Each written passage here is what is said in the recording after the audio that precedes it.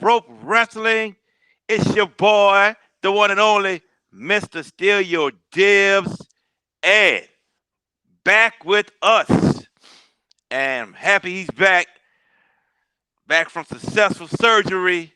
The one, the only, Tantalizing, Tony Levin, my brother. What's going on? So listen, let's not confuse everybody that this was my major surgery, because it was not. It was a minor procedure, but I don't want people to think that I got all sliced open, because that's not coming yet. But as you can see, this is not fake news. This is not a hologram. This is not pre-recorded. We are live. This is me, the one and only Tantalizing Tony, with the one and only Mrs. Steal Your Dibs, JB Jared Boyd. And yes, I'm back. I'm back in the saddle, and here we go. So, your question, sir? My question is, what happened that made you undergo surgery? Okay, so here we go. Pass me. I'm going to show you some things real quick. We got some visuals ready. Medication. So,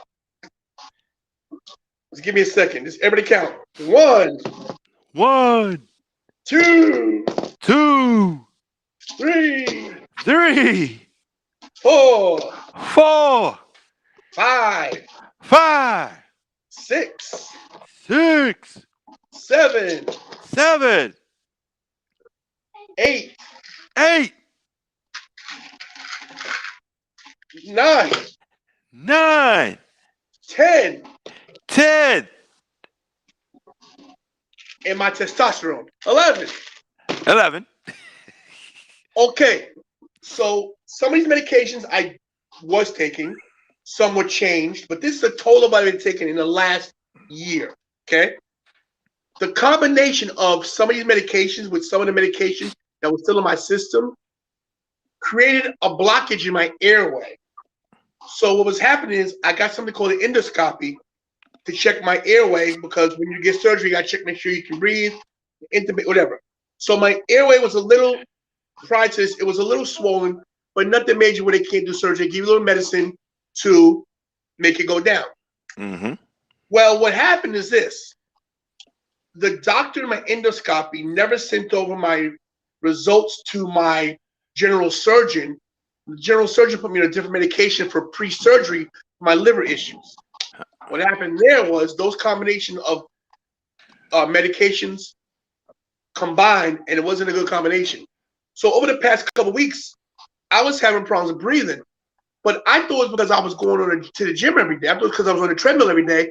I just was out of breath. So I was like, Jesus Christ, why am I still so tired when I'm eating good, I'm dropping weight, and I feel better? But I just have trouble catching my breath. So I went to the pulmonologist, and they said, stay on your sleep machine, whatever the case is, whatever, right?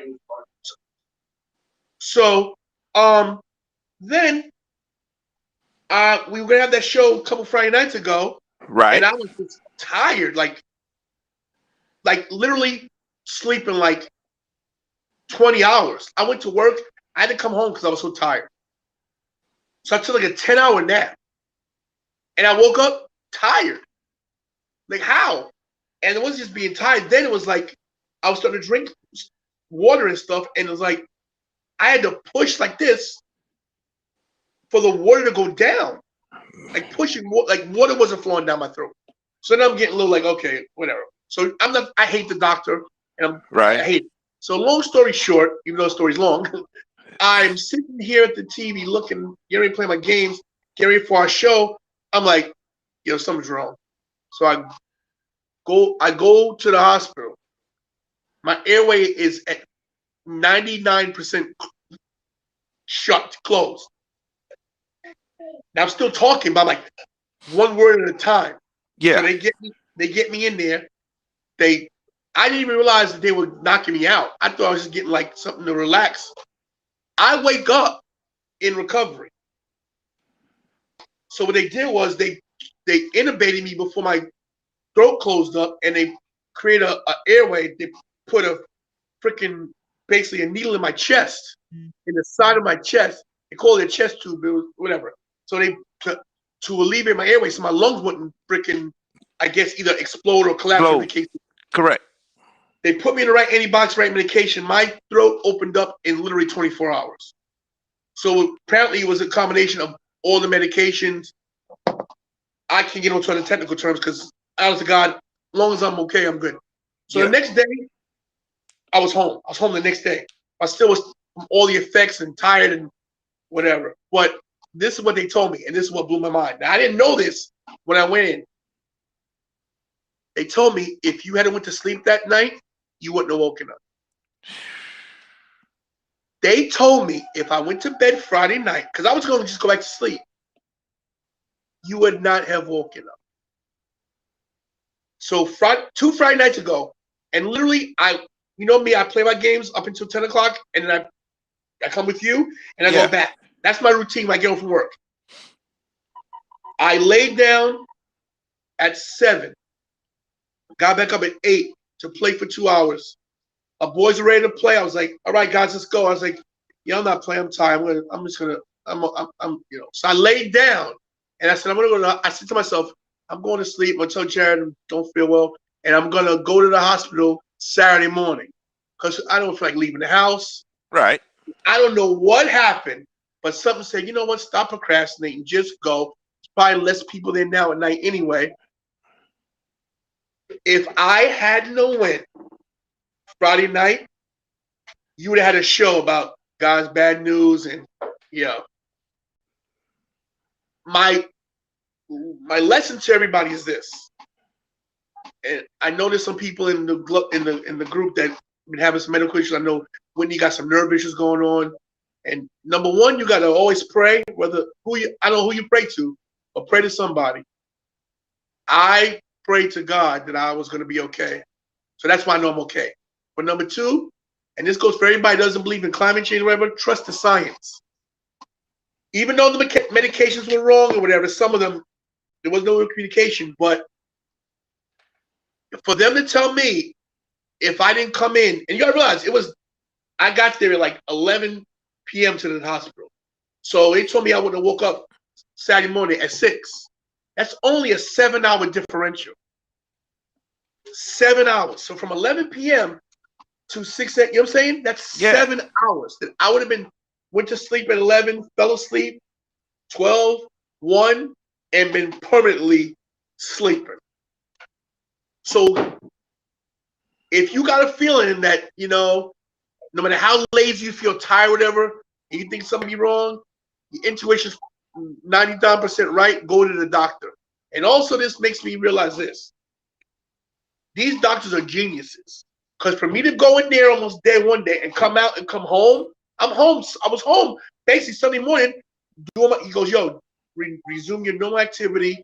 We're going to put you on something for your esophagitis so your throat is normal. It's going to take a couple months. These pills, we have to take these for 60 days. But now I'm in the gym.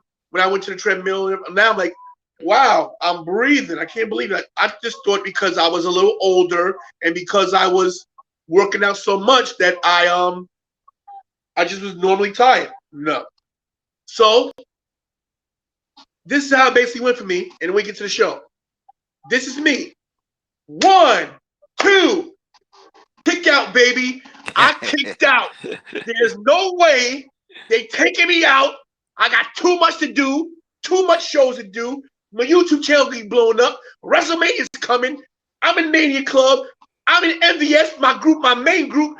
I'm not going anywhere no time soon.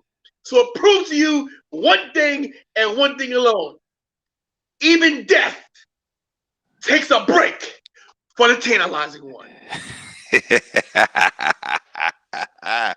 Oh, man. Hey, I don't know who your guardian angel is, but that is now my biggest fan. I tell you that right now. I'm going to say one thing about them trying to take me out early.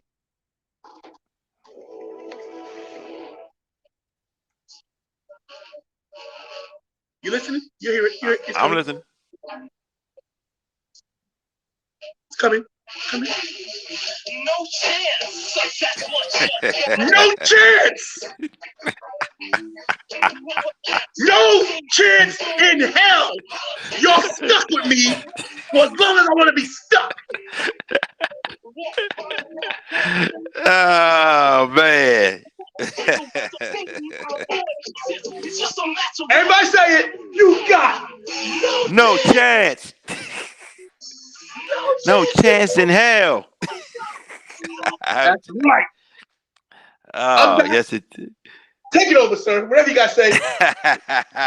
I'm happy everything turned out great. I'm happy you're back. I'm happy you're healthy. So I'm, praying for you, kept in touch with you. So I'm glad everything is well. And thank you to everybody. Like, you should have seen my inbox. I couldn't believe it. I can't mention everybody, but you all know who you are. And everybody who posted and everybody, love all you guys, all you ladies. You have no idea what it meant. I mean, listen, when you're popular, listen, I got that aura. We all got it. There's a certain people in the group. We got the it factor, and I know I have it. But at the end of the day, we all know that it's just about this group's about love, and we care about each other. We have fun talking about wrestling, but we're people at the end of the day. We always got families and everything. I can never thank everybody so much for emailing me. I got some emails, for text messaging me, my inbox, calls. Everybody. And to you, Jared, my boy, Mr. Steal Dibs, the only Mr. Steal Dibs, JB Jared Boy, four-time world, four-time, right? Four What? times. That's Four-time, correct. four-time world, four-time world champion. For you just to say, hey, man, how you doing? Little text, whatever. Listen, bro, it means everything to me. I love you so much. You are my brother. Can't wait to see you. And MVS and Mania Club members who are watching, like I said, stay tantalizing. Let's go. Let's go. Now, look at my man over there. He got his WrestleMania 34 shirt on. Look at me. I got my WrestleMania 33 shirt on. Speaking of WrestleMania, we still don't have any information on a ticket sale release date. And we are just a little bit over a month away from the show of shows, WrestleMania. And I'm starting to feel as if, Tony, they might not sell any tickets. I'm starting to feel as if a lot of these frontline workers are going to get these tickets to WrestleMania. I mean, they waited for the Super Bowl. Super Bowl was what, almost 3 weeks ago? Right. And here we are. March 1st is tomorrow. We don't have anything. And I'm not getting a good feeling because by now I would have my flight arrangement, housing arrangement, rental car arrangement, tickets to Hall of Fame, NXT, Access, WrestleCon, WrestleMania, SmackDown, Raw. There's nothing yet. And I just don't have a good feeling that they're going to sell any tickets to anything. I just don't have a good feeling about it. So here's where I'm at. I do agree it's very frustrating. I do agree that it's getting down to the wire. But what I think they're doing is I think they're trying to dot all the I's and cross all the T's.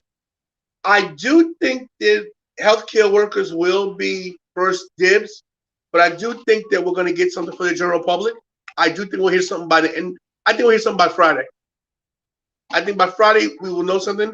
And what I did was, based on the Super Bowl and based on it being in Raymond James Stadium, as WrestleMania is going to be in Raymond James Stadium, what I did was I thought ahead of time. I said, you know what?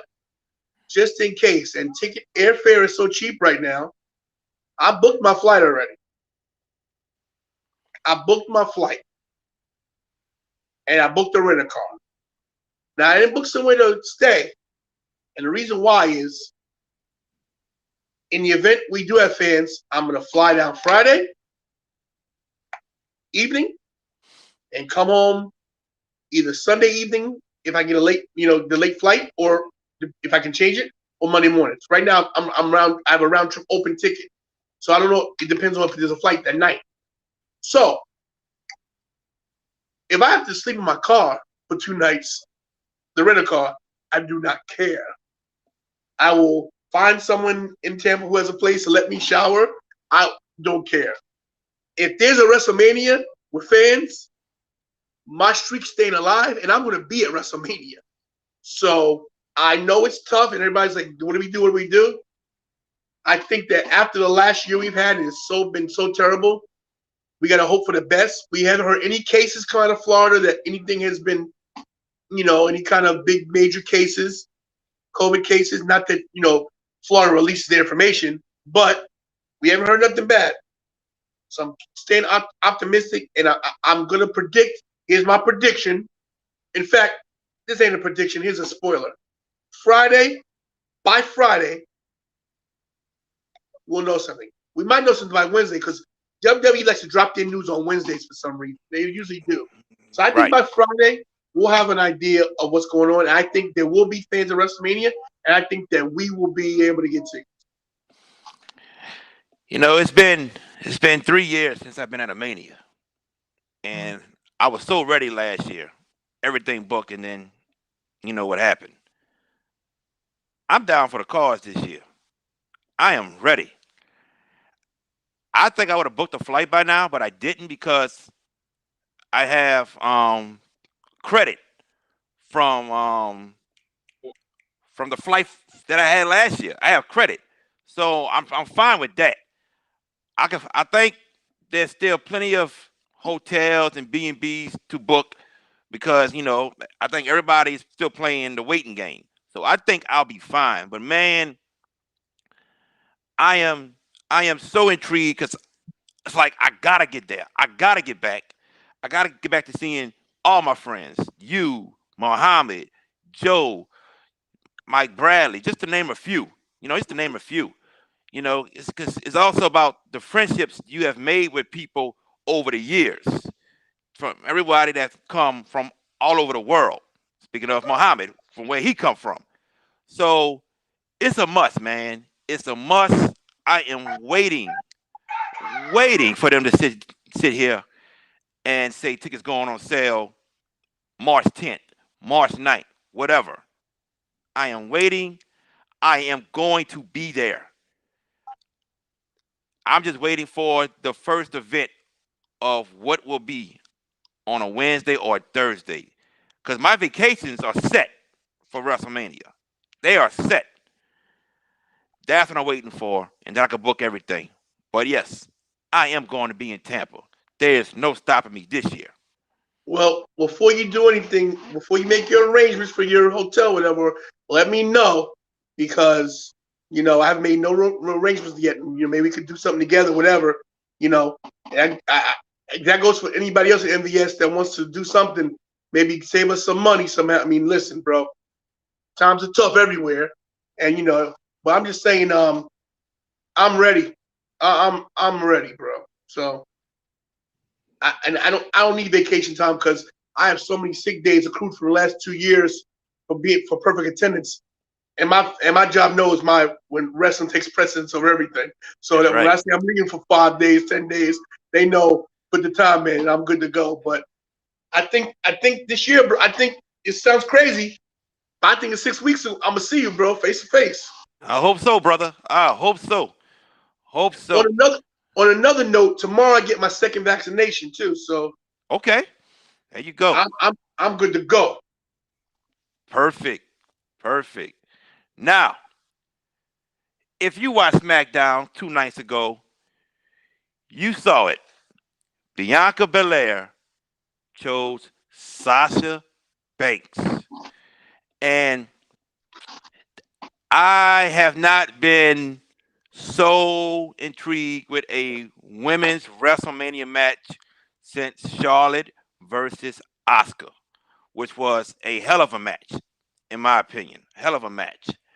And I'm thinking we're going to get the same type of caliber match um, at WrestleMania 37. And Sasha Banks has been the best women's wrestler for about the past year, hands down. Hands down. She's top five in the PWI. Sports Illustrated, she was number one. You know, she makes everyone in the ring better. And to put her up against the hottest upcoming star in WWE right now, Bianca Belair, who's talented and very athletic, I think we're in for a classic match. I really think so. It was the match to make from the get-go. Sasha versus Bianca. What are your thoughts about this?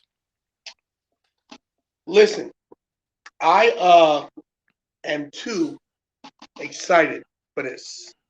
I think that Bianca and Sasha complement each other's styles. You've got the speed and wrestling ability of Sasha Banks and the pure athleticism from Bianca Belair. She's strong, she's agile, she got a different kind of style. I won't say it's John Cena-esque, but it is a little unorthodox to me, you know. But she's definitely ready. I agree that it's on the level of a Asuka and Charlotte.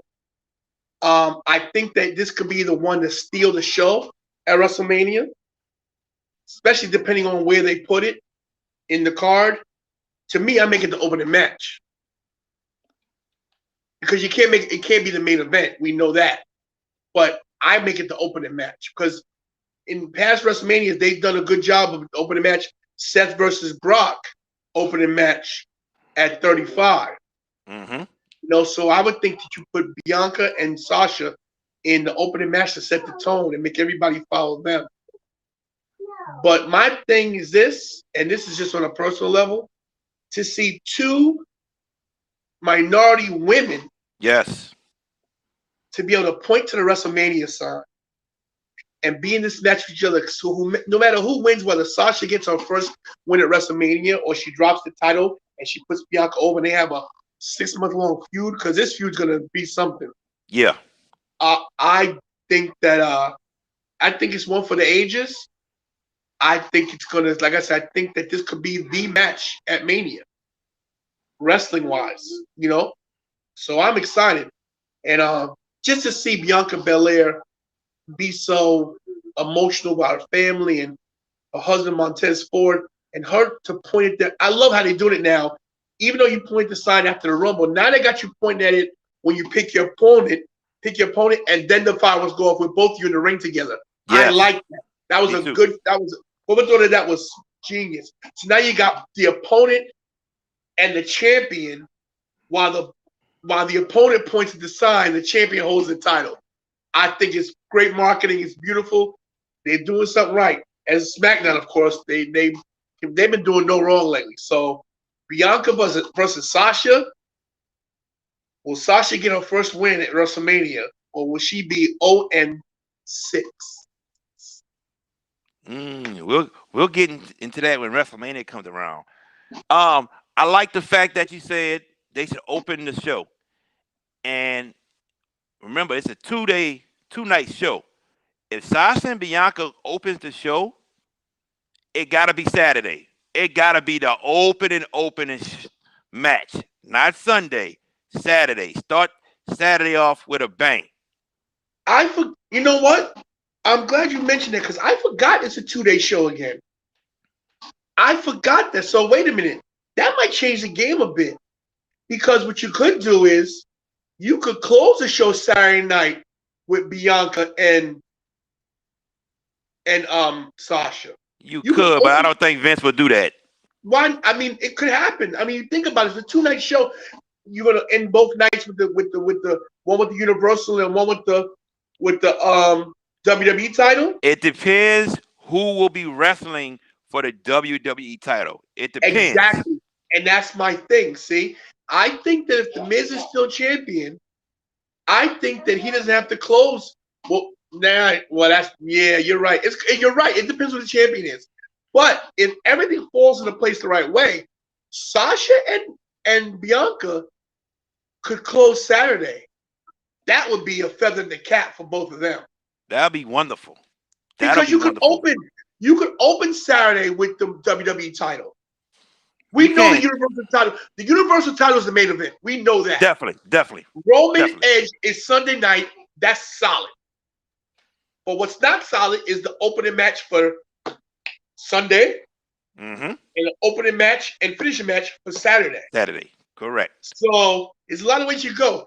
If Vince wants to be politically correct and be smart, you open Saturday with the women's title, Asuka Charlotte, which is probably going to be the rematch if you ask me. I think so too. And you close it with Bianca and Sasha. I don't think you should have the two women's title matches on the same day. I think it would be different just to do it and then open with the WWE title on Sunday and close with Universal. I'm telling you, that might not be the best, but that might be what's going on in their heads right now. Let's give the women Saturday and the guys Sunday. I didn't think about it like that. Good point.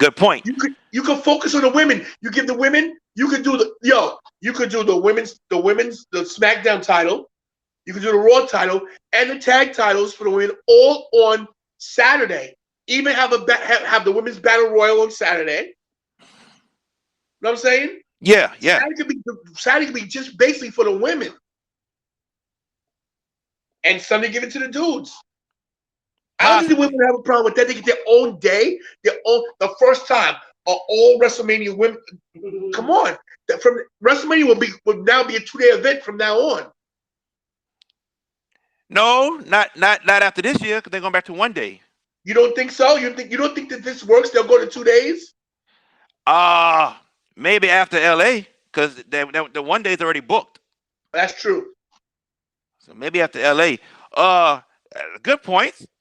Give the women a day, the men a day. But will Vince do that? I don't. You know how Vince is. You know how he is. And but he gave the Miz the title. He gave the Miz the title back. So, I think that's transitional. We'll get into that in a second. Okay. We'll get into a second. But let's get on Reginald. I really don't like Reginald in this story, though. I really don't. I don't think we need an outside person. I think they were just fine with these two women by themselves. They both can talk on a mic. They can do amazing things in the ring. Just let them be. And if one turn heel after the match, so be it. But why is Reginald in this story? That's what I don't like. I'm hoping that it's just to, maybe just carry the storyline a little bit. I think they dump him at some point where they both say, "Look, get the hell out of here." They beat the crap out of him together. I don't think he's in the WrestleMania plans.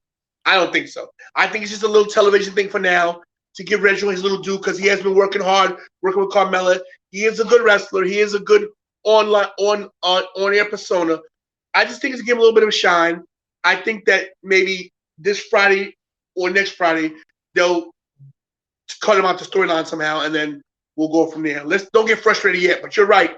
He's gumming up the works a little bit. But it also gives them a common thing to fight about, to argue about, to be on the same side. Because even though Sasha's arrogant, really, she's not full heel. She's just very confident.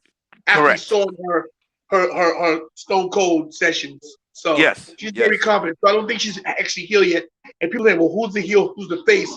I don't think there is a heel in the match. No, definitely not a heel in the match. Maybe by Fastlane they get rid of Reginald. Maybe so. We shall see. Speaking of Sasha and the Stone Cold, not the Stone Cold, the Broken Skull sessions hosted by Stone Cold. That was to me the best Broken Skull sessions I ever saw. I know you had Taker on what? You're jaded when it comes to her. No, man. I'll be honest, man. With all the ones we seen, Bailey, Undertaker, just the boss gimmick, where it came from, and all that. I thought that was one of the best ones they've ever aired. I gotta agree because what I think it was about Sasha that was so good is that she didn't have all the normal standard answers like everybody else gave. She there's something she's like, I just think I am. She never gave like a specific like, oh, I'm the best because this.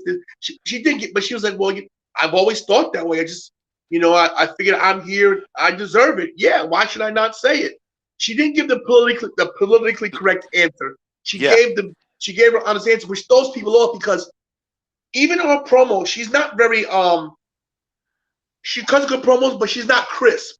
Her promos aren't crisp. When I say that, I mean like when I cut a promo, I'm like da da da da da da da da, and Yeah. she's just like look da da da, and this is the and you know what I'm saying. So Yeah. her first flows a little more.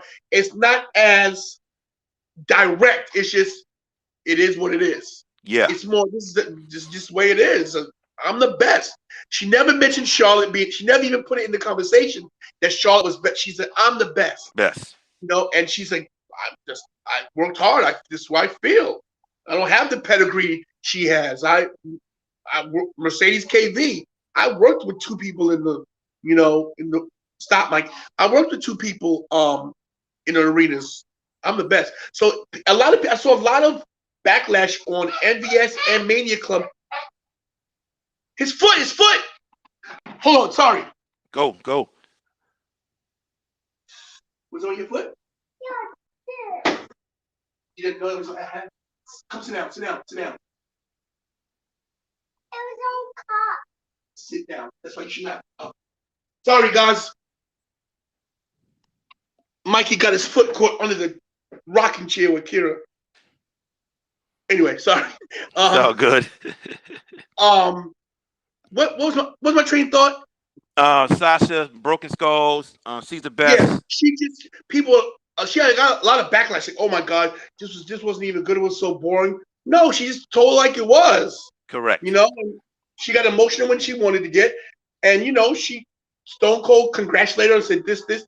She's like, yeah, I'm a perfectionist. I always think my matches are bad. She is who she is. So you gotta commend her for being herself. Definitely. And not to mention everybody, she came out and said she had severe depression, and that's hard to do. People are like, oh my gosh, what's wrong with her? She works at WWE. She has a dream job. That doesn't mean anything in the scheme of life. What your dream job is, you still can. There's a lot of pressure to compete, to stay on top. Correct. So it's like, I give her props for coming out. Man, look, I was depressed. I had to go to Japan. I had to do things. I needed some time. Yeah. And now look how great she is now.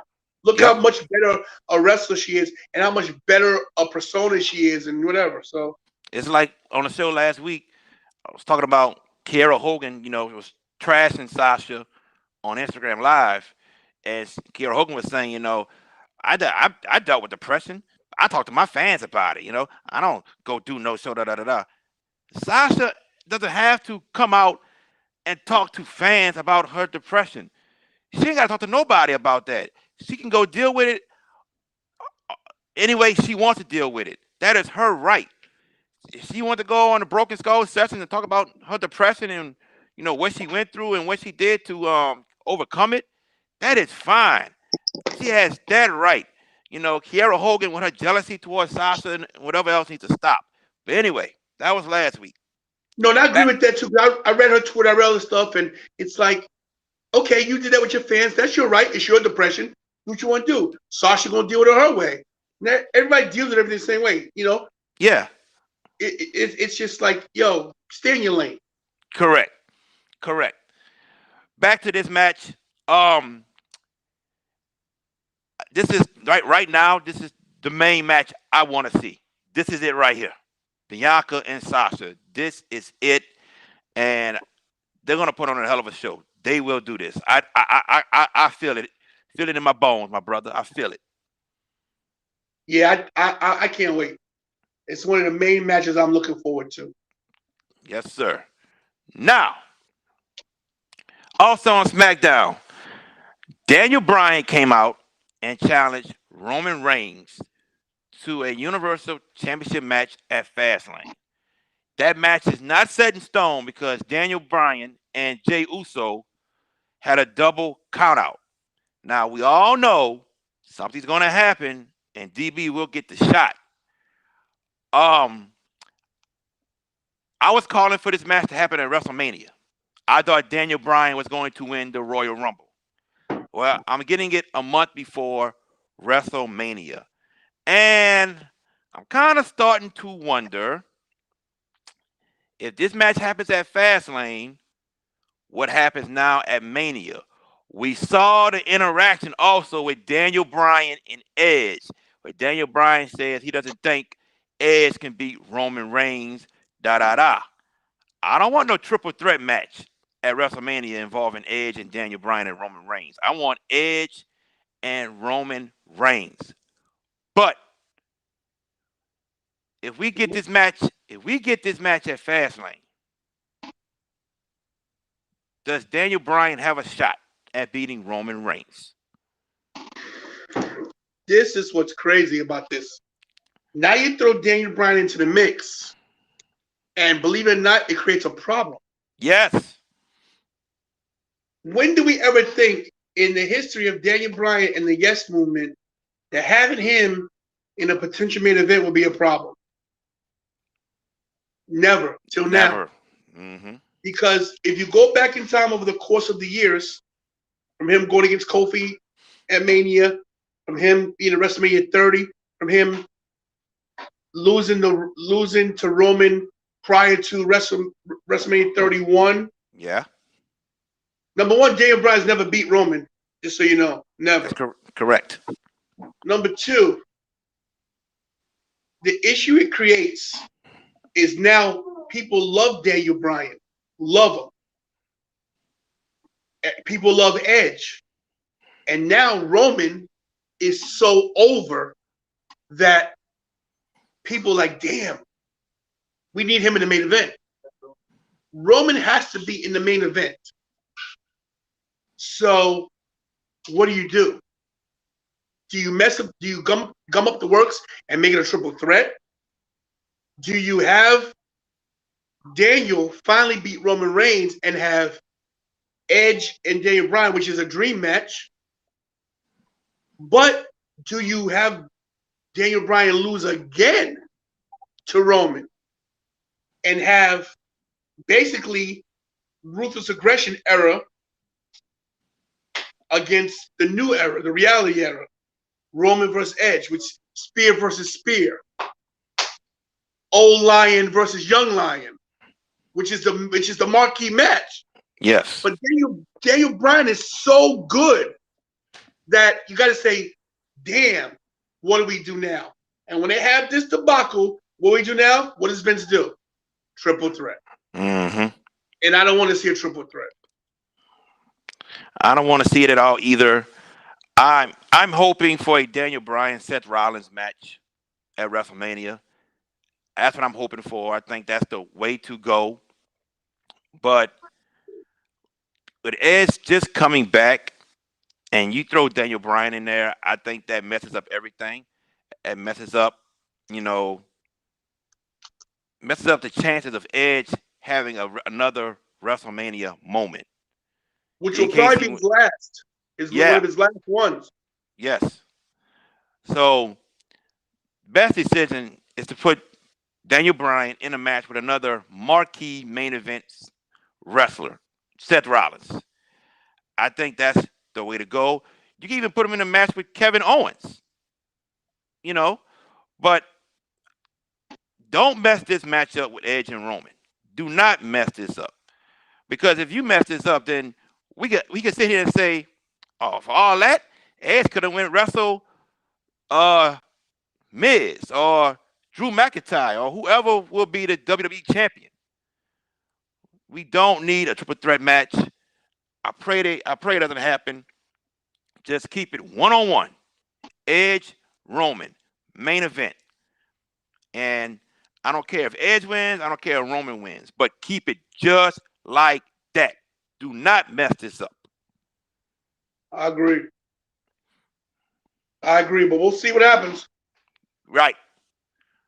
Now, speaking of The Miz, if you watched Elimination Chamber, or if you didn't watch it, I think you knew what was going to happen. I think everybody knew The Miz was going to cash in. We all just had that feeling. Miz is going to cash in this time.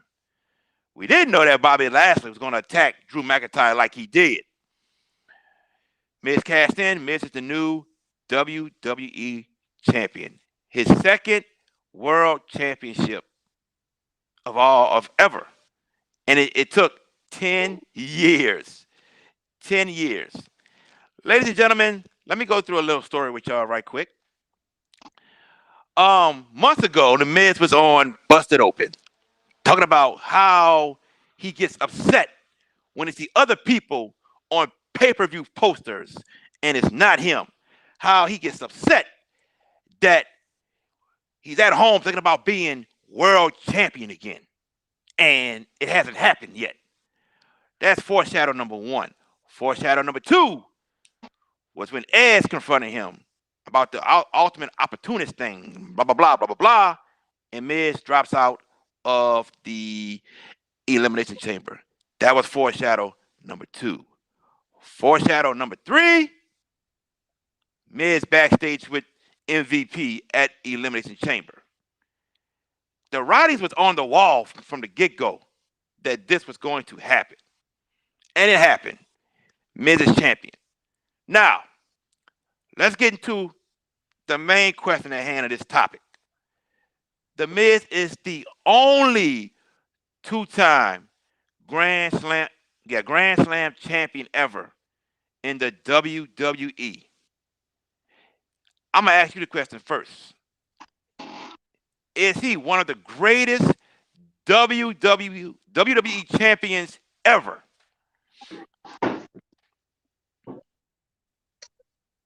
You put me on the spot.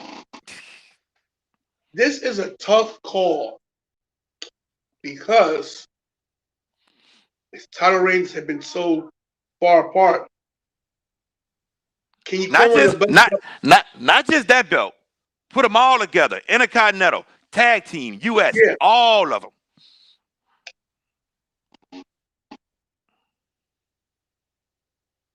He's the only person to be Grand Slam champion twice.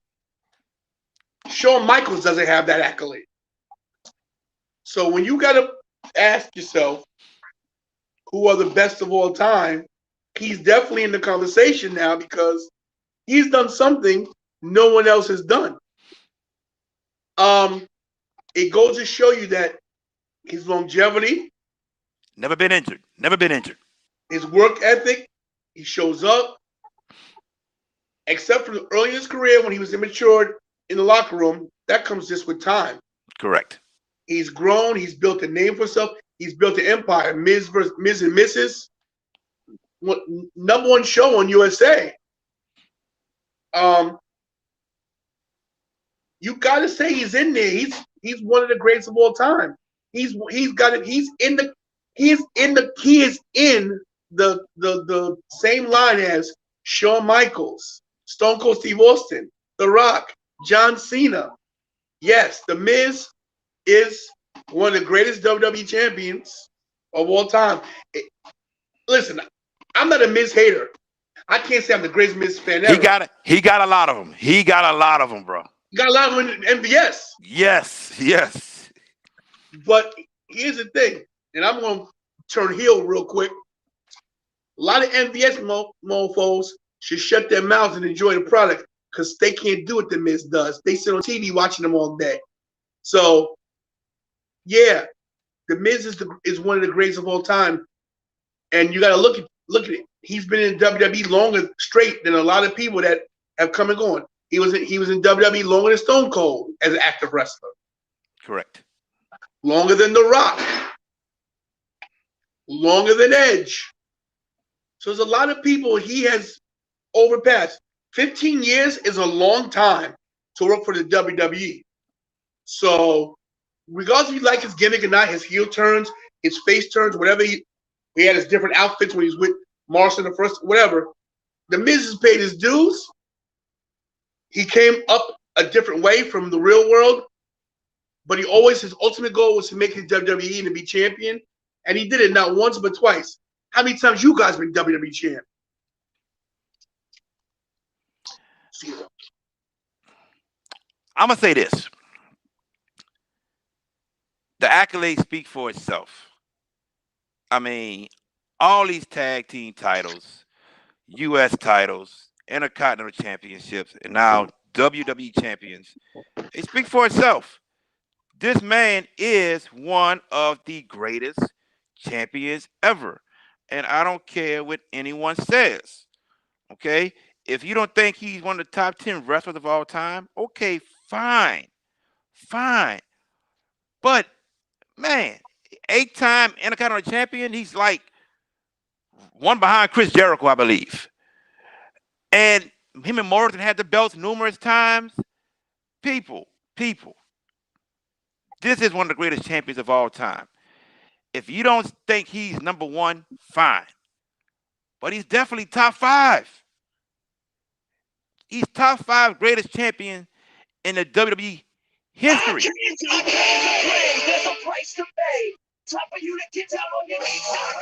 Yeah. Yes. Much respect to the Miz. He was calling himself the Miz back then on the Real World. Yeah. I mean, he owns that name, Mike Mizanin. But back to what I was saying. Yeah, you gotta respect the Miz for what he has done. Okay, I don't care if you don't like the man. You gotta respect it. One of the greatest champs of all time, hands down. And you know, I wish the Miz could one day have a long title run as WWE champion. I wish.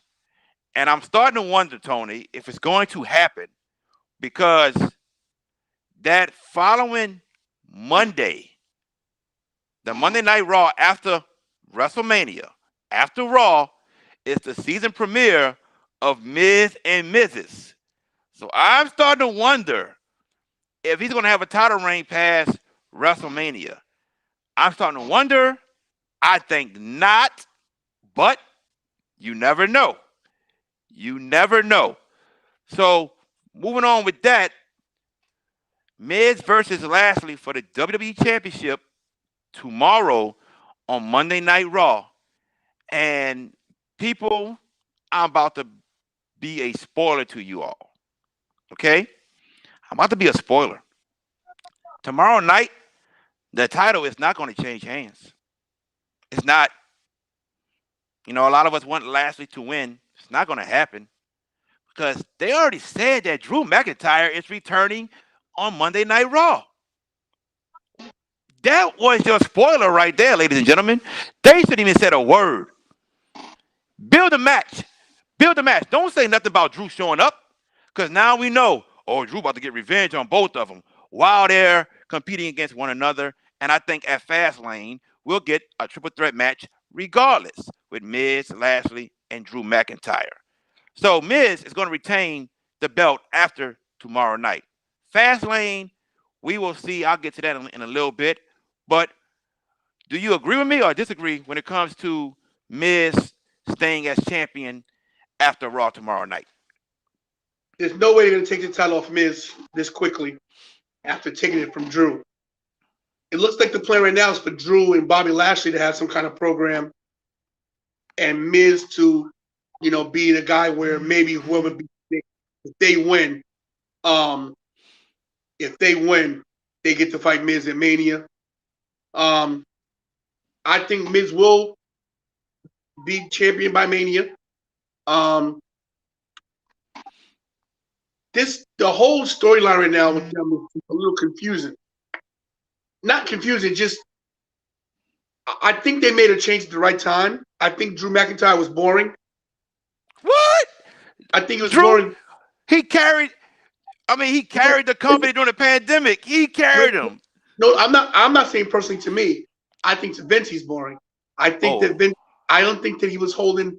I don't think that Vince was bringing. I don't think that Drew was bringing people to watch.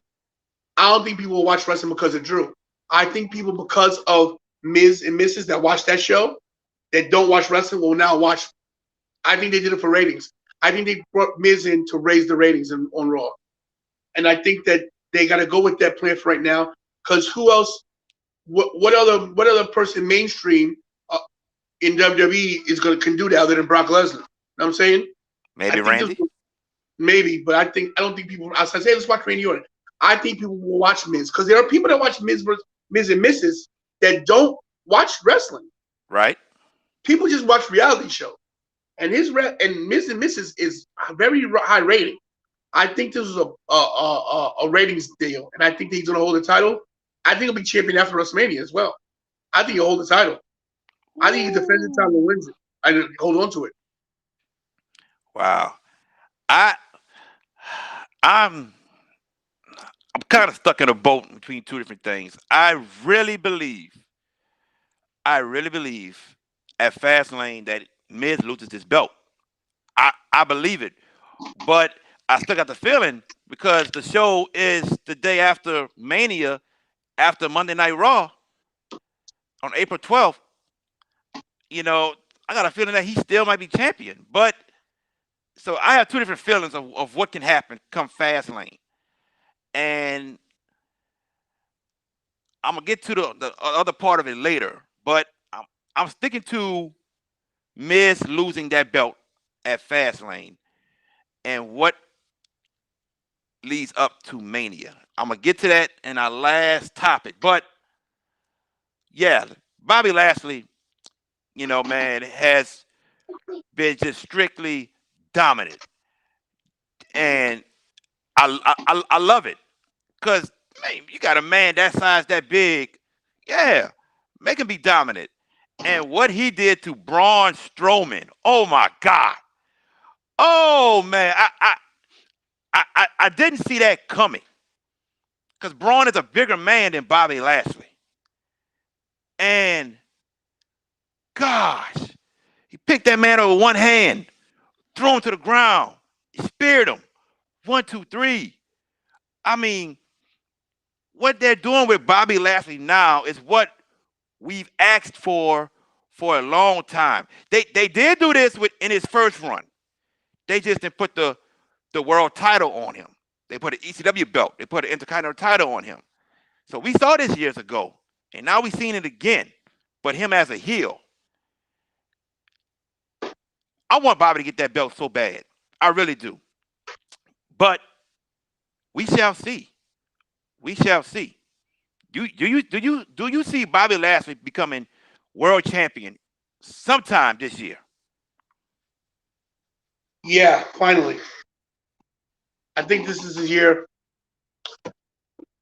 It's weird how WWE puts their talent in a group, like how they consider who's here, who's here, who's here, who's going here.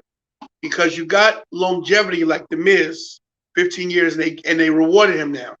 They Yeah, reward you for longevity in some instances and not in others. And I guess I'm pretty sure you have something about the Big Show later.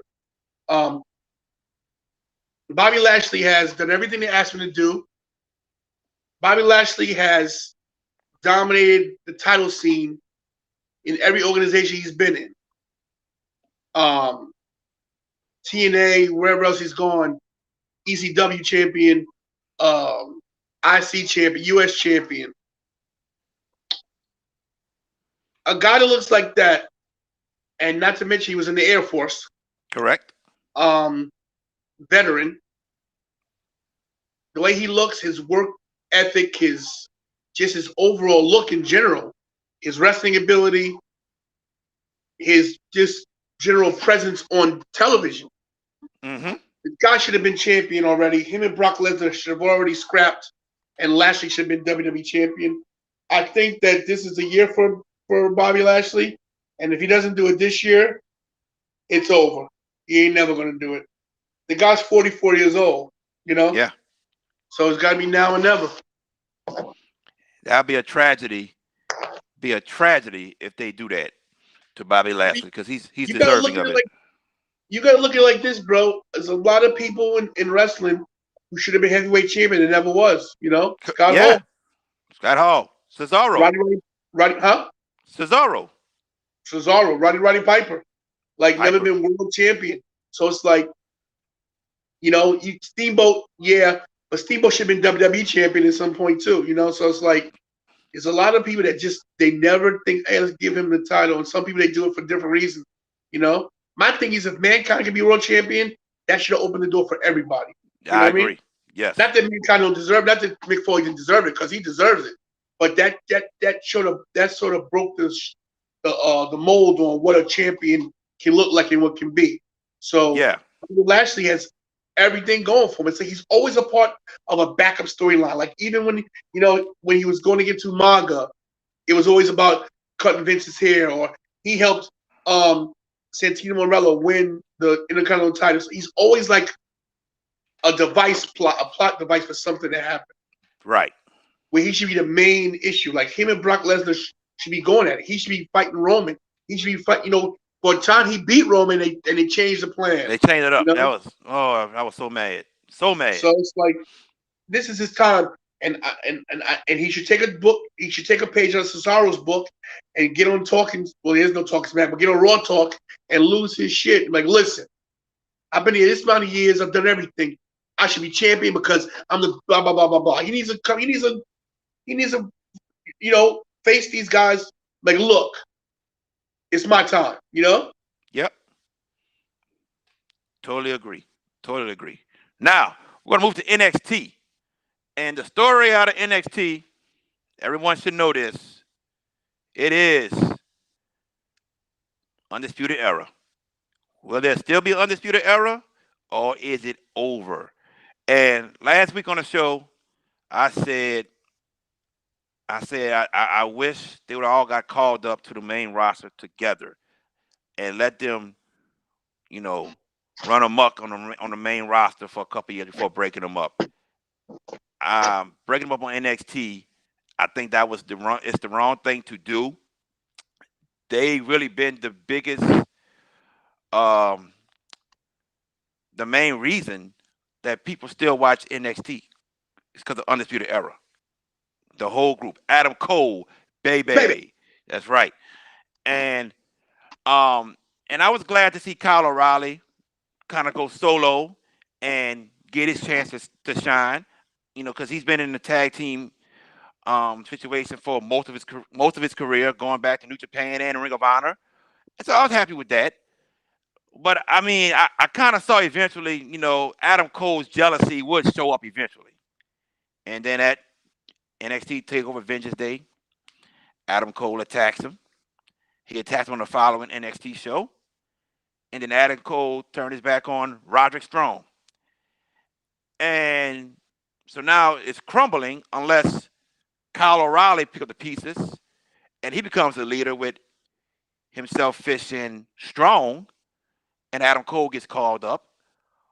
But when we talk about this storyline, Finn Balor is in the storyline also. So it's crazy because you got the Undisputed Era, you got their problems. Adam Cole attacked Finn also. Finn doesn't trust nobody. And we know we got TakeOver coming up for Mania Week. This storyline is crazy. What's your opinion about this whole fiasco? Fiasco is the perfect word. This is the first time I've watched NXT where I'm confused on what the hell they're doing. I got no problem with Undisputed Era breaking up. I don't. Because all factions have the issues. One day, the New Day, someone will turn the New Day. They have to do it. All factions break up.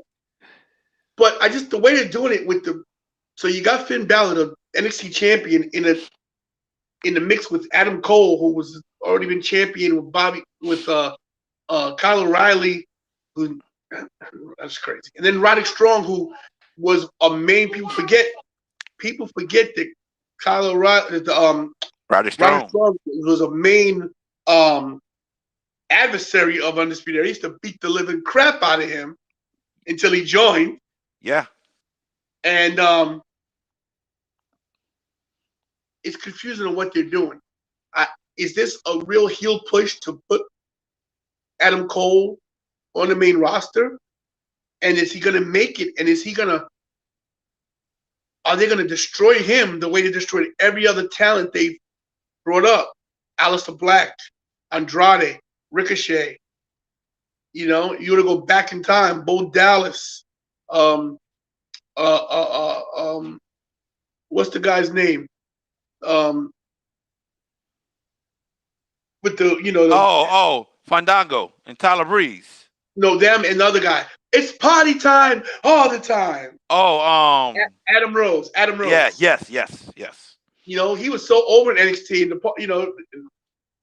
And not to mention who they screwed even more than just his whole. Even though I don't like him as a dude, Mizdow, Damian Sandow. Oh, that It's like, dude there. yeah, he's a jerk, but he was good. Yes, His gimmick was good. his You know, gimmick was good. we'll take Yes. away the personal stuff. We know he's a jerk. We know we was gonna beat his ass a couple years ago. Big man was gonna get his ass whipped a couple years It ago. sure was. But it's like NXT brings you up and doesn't know what to do with you. That Kevin Owens is the exception to the rule, as is Sami Zayn. But for the most part, they dropped the ball, and is I'm scared Adam Cole's gonna get called up and then mid card status because that guy's a main event dude. That's what I said last week. Last week, I'll get to that in a little bit. Yeah, No Way Jose was another one they brought up and then didn't do nothing with him. Yeah, No Way And Jose. No Way Jose had a good gimmick. His gimmick was good for NXT.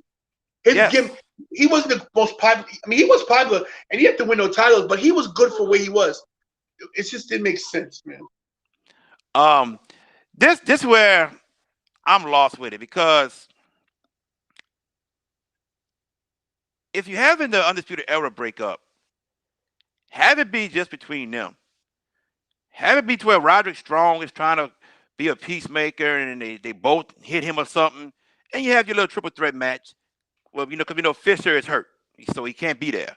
Have your triple threat match between the three, or let Roger Strong just be at ringside at Takeover and have Adam Cole versus Kyle O'Reilly. And Kyle O'Reilly wins. Adam Cole goes up. Kyle O'Reilly, new leader of Undisputed Era. Have it like that. But this is where Karrion Kross is supposed to be wrestling Finn Balor for the NXT Championship. This is where the ball was dropped. Now, I'm hoping somewhere within these next 2 weeks, because this week is the big NXT women's tag team title match, and the week after that is Toni Storm against Io Shirai. I'm hoping maybe within these 2 weeks something happens, and boom, Karrion Kross and Finn Balor match can happen. I'm not writing it out yet, but they should be building that up, hands down. You could have Karrion Kross and Finn Balor, and then Kyle O'Reilly versus Adam Cole. Man, that's 2 big-time matches at your next takeover. Why can't that be? Yeah, I'm confused because Karrion Kross should be in the title picture. And it's like, I'm looking like, what are you doing? Finn Balor, Karrion Kross is the money match. Yes. You even bring up the demon. You bring the demon back. You know what I mean? It's like, what are they doing? Like, I don't know, bro.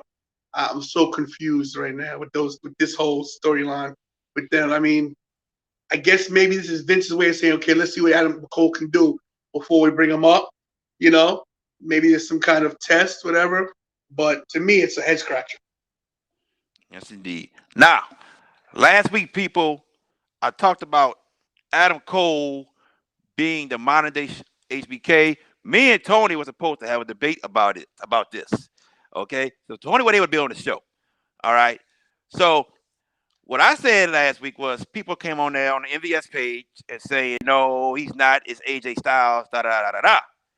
And what I'm trying to say is, it's not AJ Styles because AJ Styles has his own style. Adam Cole's style is similar to Shawn Michaels. Long hair, the build, some of the moves, super kick. Yeah. Some of the storylines Adam Cole has been in is similar to Shawn Michaels. DX, Undisputed Era, turn your back on certain people, turn your back on certain people. Boom. And then somebody even said that Adam Cole isn't mainstream. And I had to remind this person, Adam Cole was Ring of Honor champion at age 23. Adam Cole was the leader of Bullet Club at age 26. Adam Cole has been part of New Japan Pro Wrestling, Ring of Honor. And now Adam Cole has been the main man of NXT for 4 years.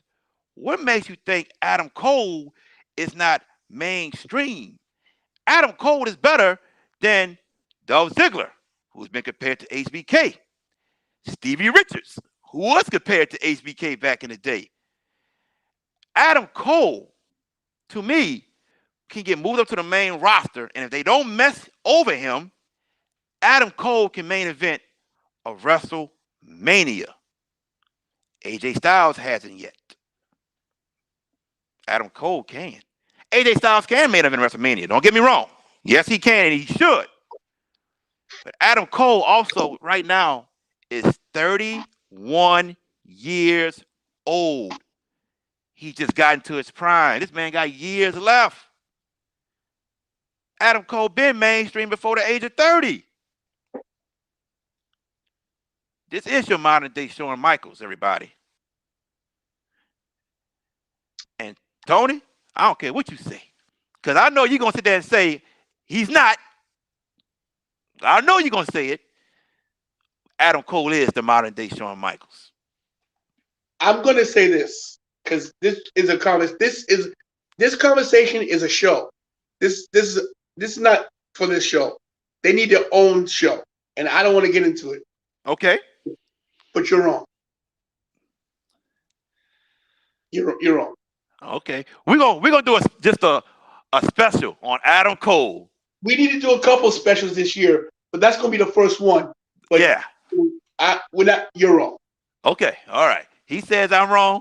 I say he's wrong. And Brian Cannon says if the match between Karrion Kross and Finn should happen, should Karrion Kross go over? Yes. Karrion Kross needs to win the first match. And me and Tony agree. Kross wins the first match, and in the second match, the Demon appears. The Demon appears. And gets the title back. Yes, and gets the title back. Yes. That's exactly what should happen Mania week. It's that simple. I don't know what's going on, but B Cannon, we will see. I saw that post you was talking about, JB. Yeah, that post of Adam Cole. Correct. Yes, but we're gonna do a special on that on Adam Cole. Why I say he's the modern day Shawn Michaels and what's up, B Cannon? Love you, bro. And why Tony says he's not. Now, here we go. Another kind of, I don't know what you say, but this Wednesday night, Raquel Gonzalez and Dakota Kai will take on Nia Jax and Shayna Baszler for the Women's Tag Team Championships. I think it's going to be a good match. They're going to put on a great show. But here's where I want to rewind things a little bit. And it still might happen. We'll know in 2 weeks after the Io Shirai Toni Storm match. We'll know. But Raquel Gonzalez is the last person to defeat Rhea Ripley. Raquel Gonzalez is the last person to pin Io Shirai. So if I'm the person booking matches, blah, blah, blah, and I'm starting to build up Raquel Gonzalez, and she beat the two top women stars on NXT, why is he not in the NXT women's title picture? It's my question. Raquel Gonzalez needs to be facing Io Shirai one-on-one at the next NXT Takeover event. I'm hoping Nia and Shayna Baszler wins their match Wednesday night. Io Shirai defeats Toni Storm the week after. And Raquel comes out and attacks Io Shirai. I mean, to me, it's as simple as that. She beat the top two women stars. Build her up. Yeah, that's great. You put in a Dusty Rhodes Tag Team Classic and her and Dakota win. That's great. But Raquel Gonzalez is your next biggest star. She needs to be in that title picture against Io Shirai. That's how I feel about this. You just said it there. You said Raquel Gonzalez is the next biggest star. So here's how I book it. You book you exactly the way it's going so far. We got a tag team title match, a women's tag team title match coming. Nia Jax and Shayna Baszler go over. This creates dissension in the ranks between Dakota Kai and Raquel Gonzalez. Mm. Dakota Kai turns on her. It turns her it turns Raquel Gonzalez's face. Toni Storm beats Io Shirai. Toni Storm been there. She's paid her dues. Yeah. And she is on her game. And she looking good. Oh, yeah. Yes. Toni Storm beats Io. Here's the problem with Io Shirai. Great wrestler. Can't cut a promo. There's no tension between the opponents because her English isn't that good. Well, can you compare that to Asuka? Because Asuka English not that good either. But Asuka's got an aura about her that Io Shirai does not have. She got a true. larger than life thing. She's the Empress of Tomorrow. She's got the she got everything going. She got that, and she's funny. Yeah. Toni Storm can talk on the mic. She looks great. She can wrestle, and she is also a brawler. She's a better heel to be on the mic and talk a lot of crap. Over the next couple of months, you boost Raquel Gonzalez as a face. You put a little feud with Dakota Kai, have a smash Dakota Kai, even help some of the other girls in their matches, like make her like a good girl China kind of a deal. Mm-hmm. And then you have Toni Storm face Raquel Gonzalez down the road at a takeover, whatever the case may be, 5-6 months down the road, you give her the title. So I think that's the way you go about it. I don't think you just throw it, because if you put Raquel versus Io right away, you got to give Raquel the title. And there's people that have been there longer, Dakota Kai, Tegan Knox, I think she's hurt again, right? Yes, Tegan is hurt. Toni Storm. We've forgotten about Ember Moon. You got to get her. She had to pay her dues again. That's the way I do it. So I have Toni Storm win that title. Toni Storm was the women's European, the NXT UK champion. Yeah. And she held that title well. It's time to give her this title here. It doesn't hurt Io at all. You might even call Io up, and let Toni Storm control the division as the bad bitch and like blah blah blah, and have Raquel give it a kiboshi down the road. That's how I book it. I like the way you thought about that one. I do. I just looked at it as Raquel coming up, big bad bodyguard, and then beat the 2 stars. And through Io, through a ladder or through some chairs and covered her in the War Games match. And we said it didn't right then and there. It's like, oh, they gonna start building Raquel up when she pinned Io in the War Games. But I mean, you sure you don't want this lady holding the belt? Listen, I like her a lot. I told you from day one I liked her. Yes. I liked her from day one. But this is my thing. If you want to go back to the 90s with Diesel and Shawn Michaels, Diesel was just the bodyguard. That's right. Yeah. And then he grew popularity. Even he won the tag title with Shawn. He won the IC title with Shawn. That's right. He didn't get the WWF title from Bob Backlund until Shawn turned on him. Right. And they made Diesel a face. Once Diesel was a face, they put the belt on him. Listen, first of all, Dakota Kai is in her element as a heel. I'm shocked how good as heel she is. Yeah. And she's a scrappy little bitch. I said it. She's scrappy as hell.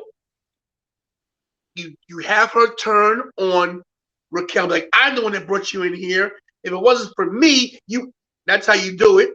That gives Raquel the big face, like, wait, okay, but I'm this and I'll squat, whatever. And then you push her as a face, couple months, have her destroy everybody. and then have him beat Tony Storm. That's the way I do it. Compared to Diesel. Yeah, I can see it. She's the Diesel of the W. She's the Diesel of NXT. We got somebody just commented on what you said. It's B Cannon. B Cannon said Diesel dropped that belt fast though, because he could not draw. Diesel. First of all, the '90s were a little different when you had to draw money. And just so you know, I was at that match when Diesel won. He held that title for 9 months. That's a long time. He didn't lose it till he lost to Brett at In Your House, whatever pay per view it was. When he gained a little sympathy, he power bombed him through the tables. He felt all bad, and then Brett rolled him up. So he held the title for a while. He might have held it 7. Let me double check. But he held it. He didn't drop it that quick. He had a few title runs because he fought Mabel at King of the Ring, and he defended the title at was that SummerSlam. Let me see. Let me check real quick. Wasn't that the match? Brett and Diesel, where Brett said that when he got in the ring with Diesel, he knew Diesel couldn't carry the company on his back, something like that. He said it about a lot of guys. That might have been he might have been talking about Lex Luger. Gotcha. Let's see. Buchanan said, let's hope Raquel does better. Which means, as in Raquel does better, Buchanan, as is she champion wrestling-wise? Clarify a little bit for me, brother. Clarify a little bit for me. While Tony's looking up the Diesel thing.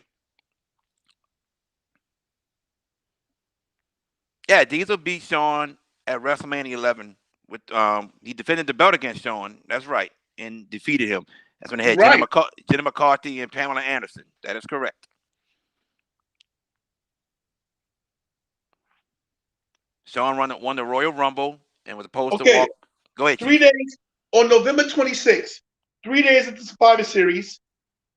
Diesel beat Bob Backlund for the title at in Madison Square Garden. Mm-hmm. And then he lost it. How long was he champion?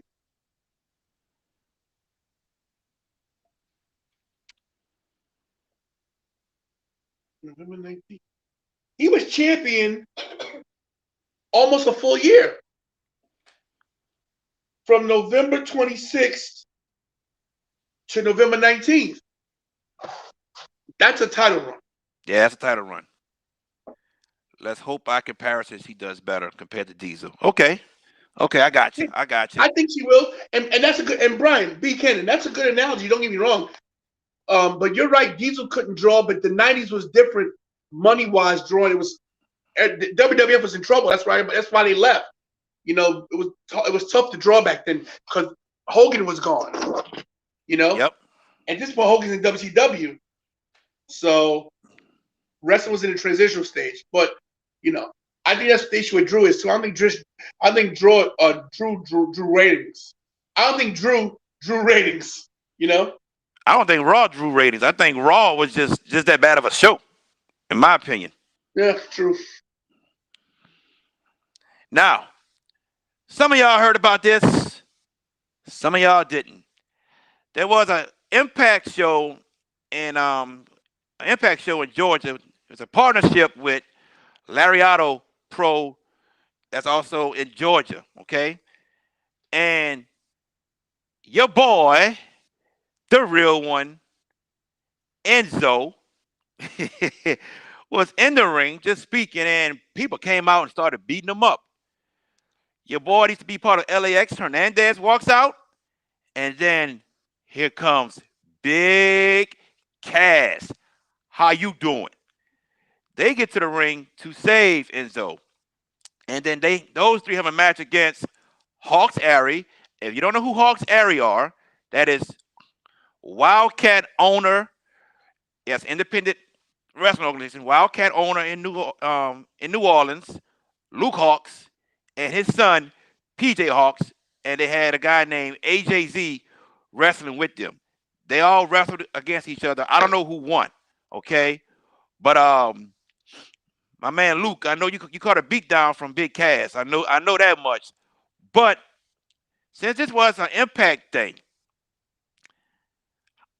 and Impact is in partnership with AEW, what if Impact were to sign Enzo and Cass, and we have that reunion?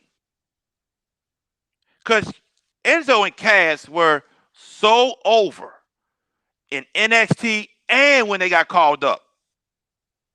Oh, Enzo Amore. Oh, Enzo Amore. Hey, I would like to see it in Impact Wrestling. I would like to see it. You ain't got to put the belts on them, but maybe when you start bringing fans back in, then boom, pop them out. What you think, my friend? So WWE dropped the ball with these guys. Yeah, They should never split them up. that's correct. Even as annoying as Enzo was, I didn't like Enzo Mori because he had no wrestling ability. If you ask me, he's one of those guys that I get an attitude about because his wrestling ability sucks. But he was such a persona that they gave him his due. He And could talk on the mic. Cass would have definitely gotten better as time was going on. He was improving. Yes. He was improving a lot. Splitting them up was the worst thing he could do. Enzo had that issue with the so-called sexual thing, which never Yeah. to be true, Right. which was not real. And his mouth got him into more trouble because he doesn't know how to be quiet. He burned his bridges in WWE, so he ain't never come back there. No. But if Impact's involved, that also could mean that AEW is involved too. These little things they're doing could be little tryouts over the country just so AEW Tony Khan can, Tony Khan has people better WWE better start getting nervous now. Now it's time to get nervous. Time to get nervous. Because the guys that business is using properly, Tony Khan's checkbook is endless. People that realize what a multi-billion millionaire is. It means you have money. It means you have millions of dollars. It means you have hundreds of millions of dollars to waste. When you're a billionaire, if you sign somebody to a contract for $3 million a year, that's nothing to you. Because sign 10 of those people. $30 million is nothing to you. $100 million is nothing to you. So I think WWE better start being a little concerned. Because as time is going forward, AEW is starting to figure things out here and there. And like I said, when fans come back and production value raises and they get some of these mid-card guys off of TV, they get some better, maybe more professionalism, better boots. Too many sneakers in wrestling, by the way. Too many sneakers in wrestling. When you go a little more old school values, I think that, I think AEW is going to be problems for WWE. I never thought that until Big Show. We're going to talk about that, right? Yes, we'll talk about that next. Big Show. I got something to say, like big time. I wrote something down. But I think that Impact, I think I can see them in Impact. And if they're in Impact, which means they might show up in AEW as well. So that's correct. I like Big Cat. I never liked Enzo. I drove him once, by the way. Okay. In limo, and he's an asshole. He's a true jerk. He's a true jerk, and he's not a nice person. And I almost risked my job. I never told the story, but real quick, I told him he was an asshole in the back of my limo. He was an asshole, and I don't want your stinking ass tip because you're a bum. But I never liked him. I never will. But wrestling wise, I can separate the two. He can't wrestle, but he's on that mic. He is fire on the mic, and that's all he's got to be. He can be the mouthpiece for those two guys. Let them wrestle. Yeah, I agree. This is where I would disagree with you when it comes to AEW and Vince start getting nervous. I look at it like this, and I'm gonna go back to what I said last week in a second. But I remember when WCW signed all those stars. AEW is doing the same thing too, but everybody isn't on TV. And eventually, some of these people going to get upset, like, hey, man, I'm here at AEW. I'm working here, but I'm not on TV, just like WWE. All these guys were on TV, and they weren't on TV, just backstage sitting, just collecting a check.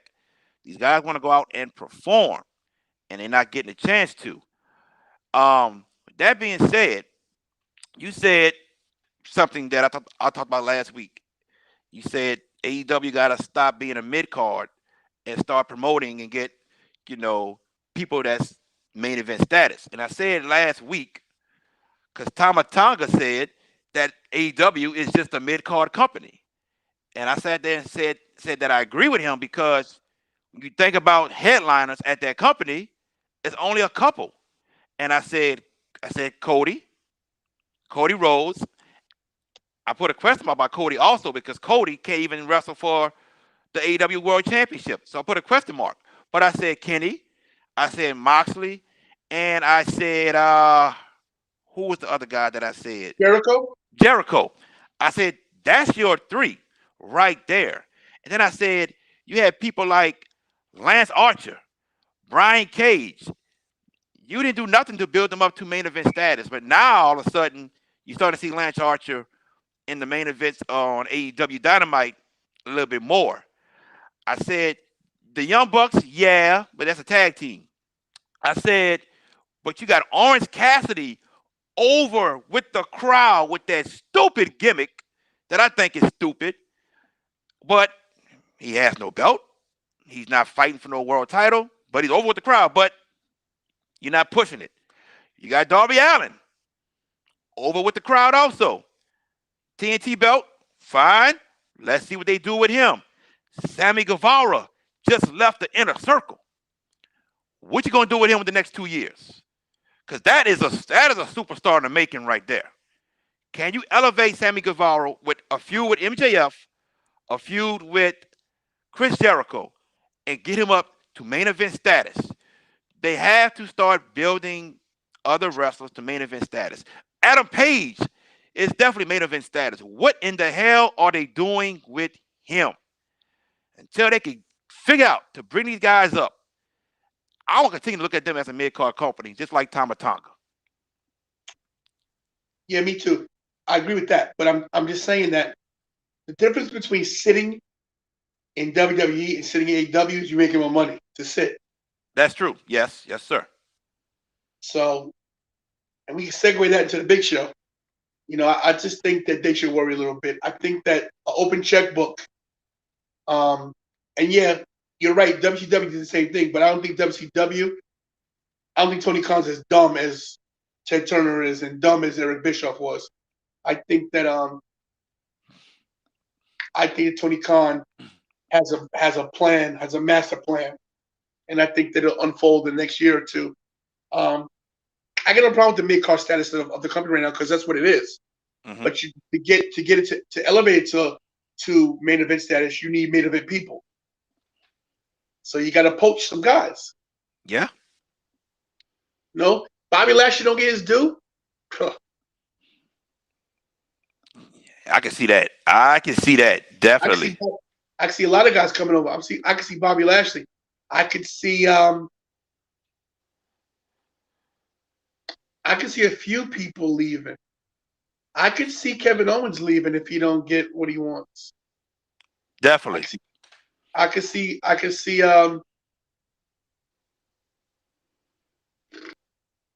what it might sound crazy, but I could even see somebody like I don't want to say it out loud because I don't want to sound dumb, but I could see Drew McIntyre leaving down the road. Wow. Not right away, but down the road, yeah, I could see it. Because yes, indeed. WWE's dropping more. Look at Ricochet. Come on. Yeah. Yeah. Brian Cannon. Better give AJ Styles what he wants too. Oh, they're going to give AJ what he wants. They are not going to let him leave. Hands down. Brian Cannon asks, does AEW have a WrestleMania type of show every year? It's the All Out show. It's the All Out, which is in the summer. That's what's the one they bank on as their big show. Now it won't have the number of fans that WrestleMania has. Maybe one day they'll get there, but right now it's their all out show. That's their show, their number one pay per view show. Number one. And there he is, one and only. What's up, Mikey? Making his How you appearance.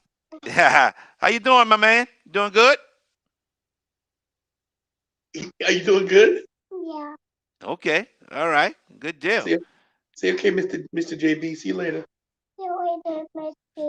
See you later, Mikey. Yes. All right. Now, we saw Paul White, also known as the Big Show, has joined AEW. I'm going to let you speak on this one. You go right ahead. All yours.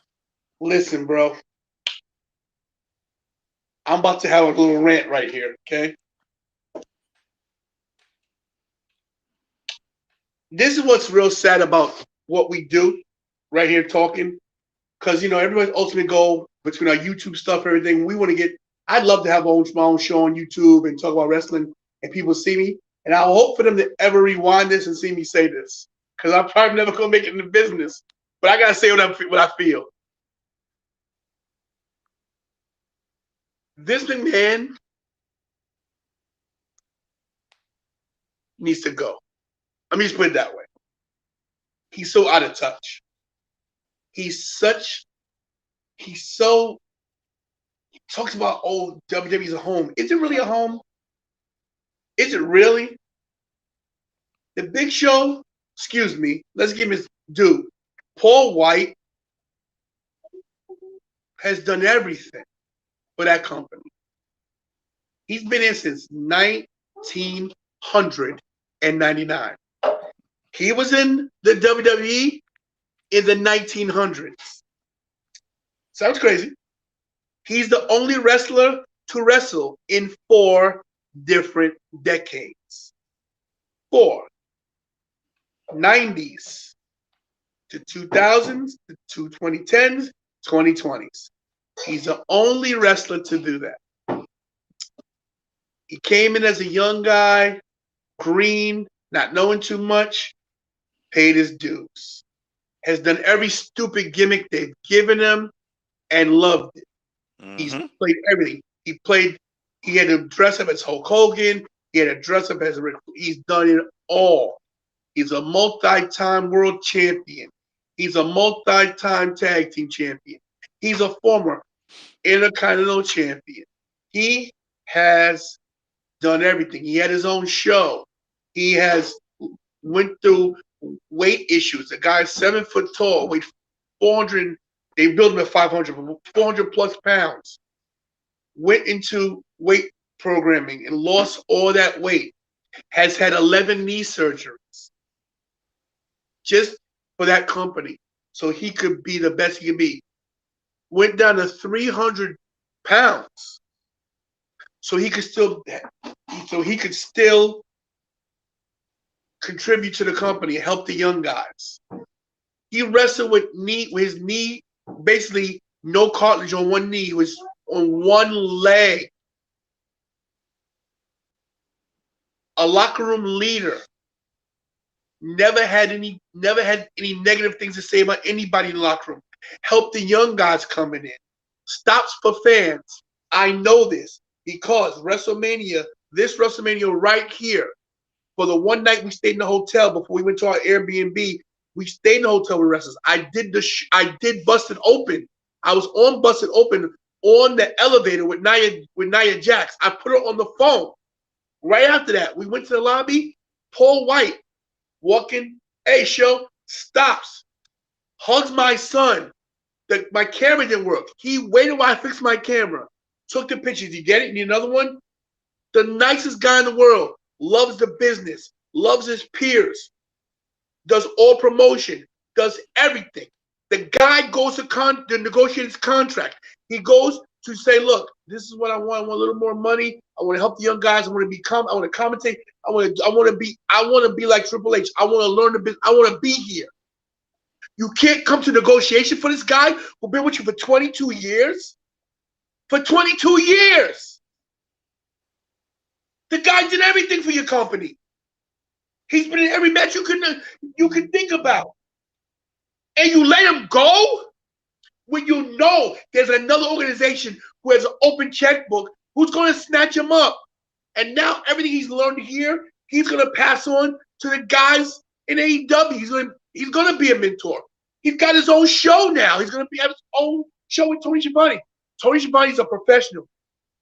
To me, it's Jim Ross, Gordon Solly, Tony Schiavone, Gorilla Monsoon, Bobby the Brain, great commentators in wrestling. Now he's learning from one of the best to further his wrestling career outside of the ring. You can't pay him a couple more $100,000 or $1 million more dollars after what he's done for your company. Right. Vincent Kennedy McMahon. Come on, man. Yo, I'm so happy he left. I'm so happy he did the right thing for him and his family. And I hope that he's on the phone with everybody he knows in the WWE that's having contract problems, that they're not doing nothing with, when they're sitting on the shelf. He says, look, this ain't WCW. It's run a little better. There are problems here, but you're going to get your money and you're going to work in some capacity. Come on. I hope he grabs somebody. Hope he grabs somebody WWE. I hope Aleister Black comes over. I hope Andrade. I would love to see Andrade come, because then Charlotte's in a pickle. What do you do now?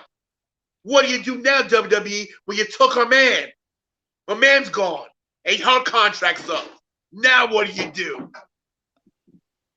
You know, I predict AEW signs Selena Vega any day now, because a 90-day no compete. I heard that's already done. See? And I might be paying attention to the news. So Big Show, excuse me, Paul White, Big Nasty, because that was his first name. I'm proud of him. God bless him. And Vincent Kennedy McMahon, this is the one that's going to bite him in the ass. All right, go ahead. I'm sorry. I don't have to say anything. You stole the words right out of my mouth. A guy that was loyal to your company for 22 years. Never asked for a thing. None of that. And that's what you do? Oh, man. It's sad. It is sad. Very sad. So in regards to all this happening, Bryan Cannon says, so with that, as in Miro leaving and went to EW and Big Show, does that mean when Lana contract is up, she's jumping ship? Of course. Of course. And people say, well, they're not doing no with Miro right now. Miro's doing what he wants to do. And trust me, when it's time for him to get what he wants, he's going to get it. They're getting paid right now. They're making their money for their families. People have to realize wrestling business does not pay you a lot if you're not main event. People don't realize what you're making WWE if you're not on TV. You don't have $1 million contract. Yo, I bet you Ricochet makes maybe $200,000 a year, if that. $200,000. People say, oh, that's a lot of money. Not if you're wrestling, it's not a lot of money. Not what it does to your body. There's no retirement fund once you're out of here. I bet you all the problems I'm having now are due to my past wrestling. I'm telling you, knee issues. You put your body on the line, you should be compensated.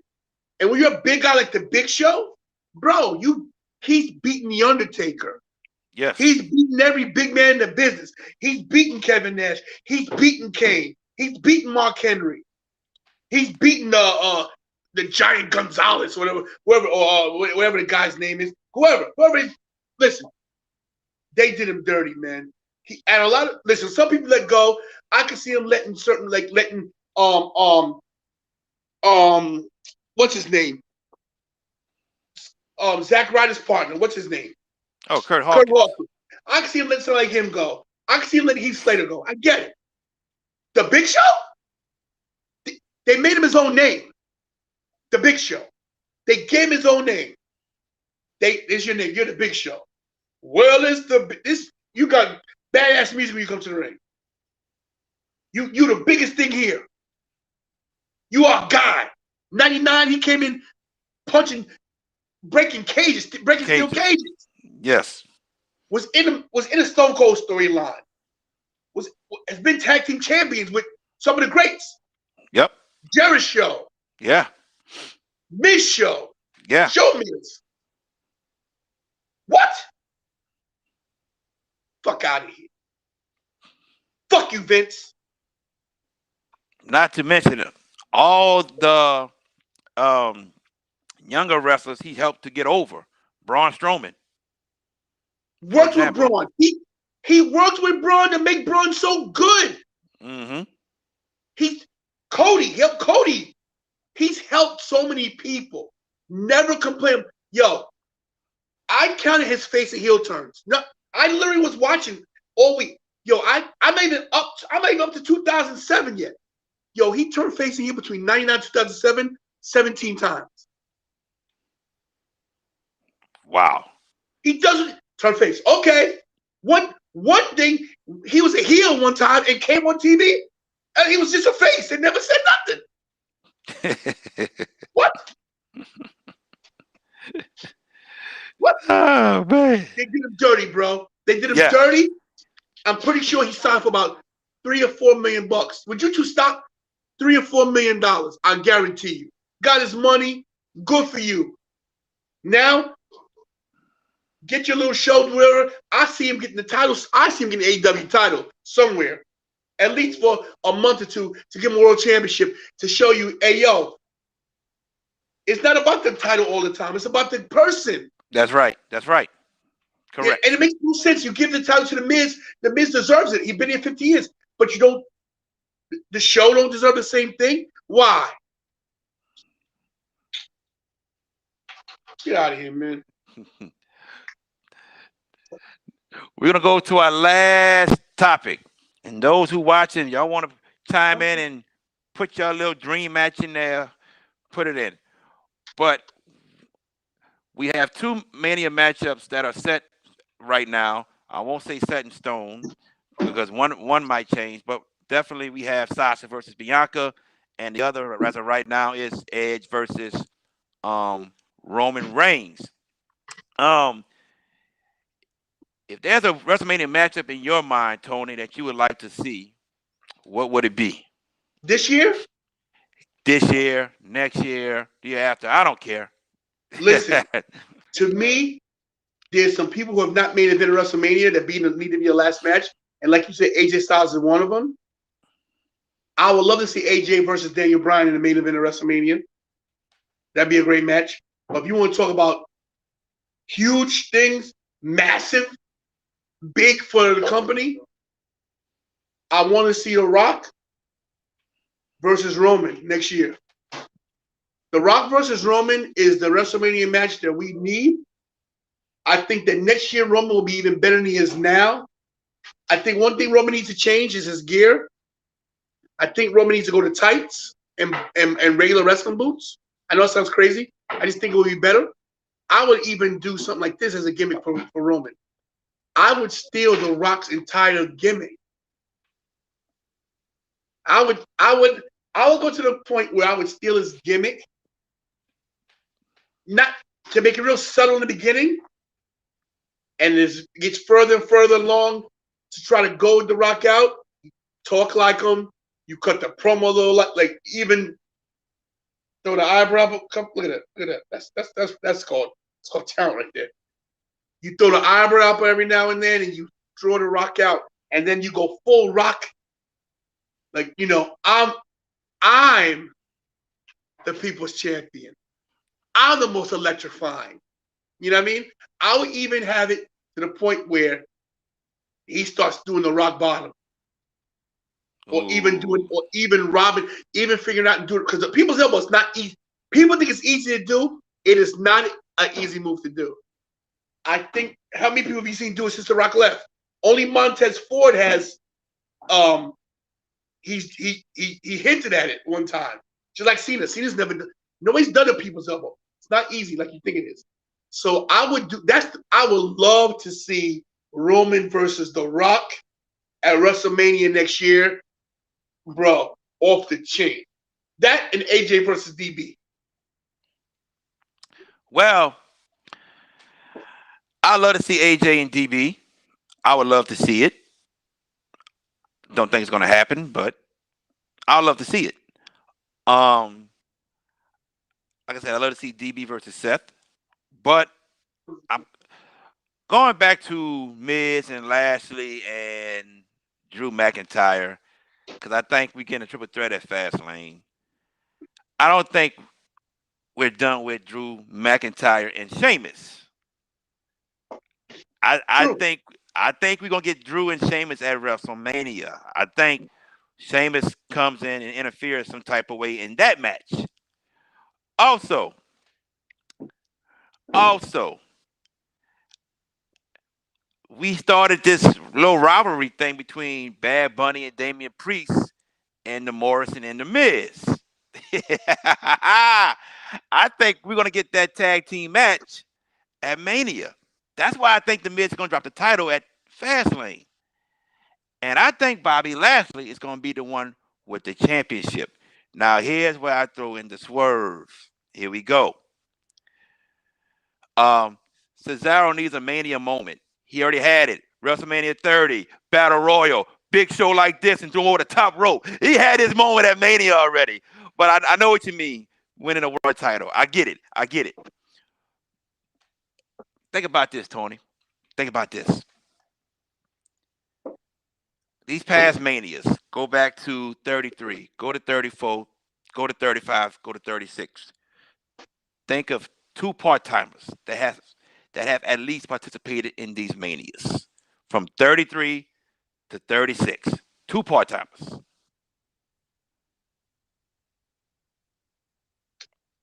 What? Say that again. What? I'm confused. What? WrestleMania 33 to WrestleMania 36. Mhm. What two part-time wrestlers Uh, have at least competed in those Manias? Part time. Part-time, yes. Cena. Cena's part time, right? Cena's part-time. He's one of them. Part time. Who's a part timer? Triple H? No. Yeah, he's one, but he's not one I was thinking of. Cena's one. I wouldn't say Batista. He only came back for 35 and he's retired. No, not Batista. Cena can't. Undertaker, no, because they already had each other. No. Who? All right, here we go. So at 33 and at 36, you had Goldberg. Oh. At 33, 34, 35, and 36, you had Brock. They haven't said a word about Goldberg or Brock yet. You gotta have at least one of them. And I really think once if it happens, if Lashley wins the title at Fastlane, I think we get the match.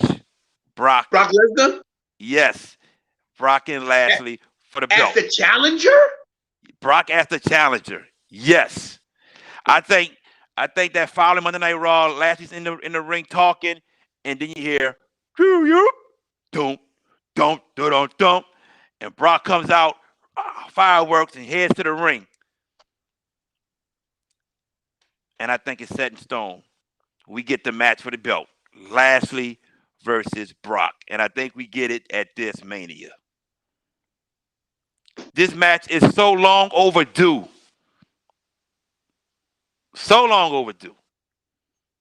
I'm just putting everything in perspective because this Drew and Sheamus thing has started. They didn't fight as the last two in the chamber. It got to start off again.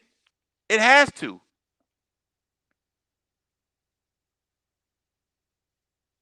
So you're telling me we're gonna hear this?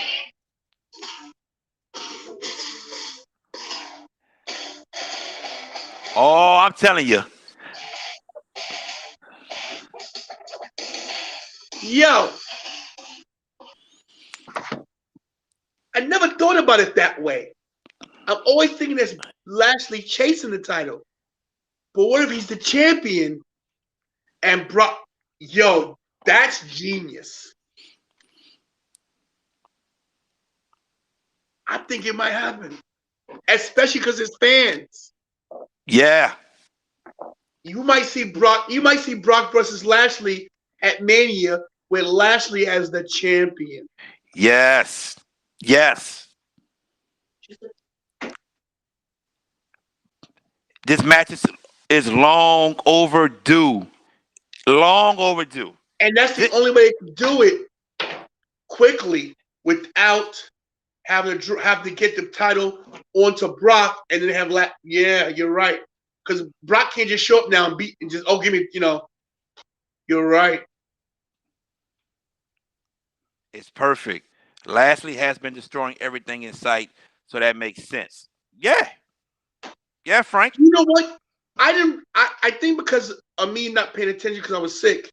But you're right. They had Bobby Lashley squash Braun Strowman. And Braun Strowman was their guy for a while. Yeah. And he went back and got better and lost weight and he looks great. And he squashed him. He beat the crap out of him. Yo, you might be right.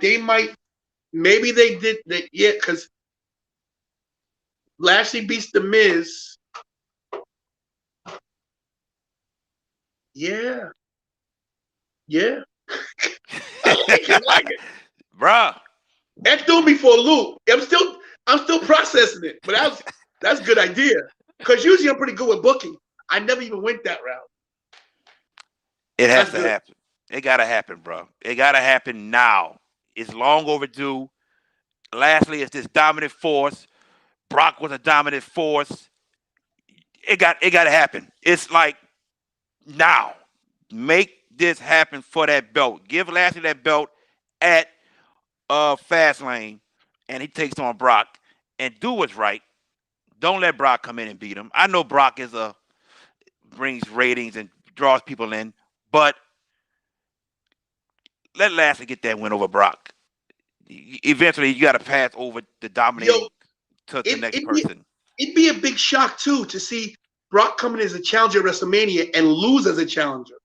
Yeah, that's never happened.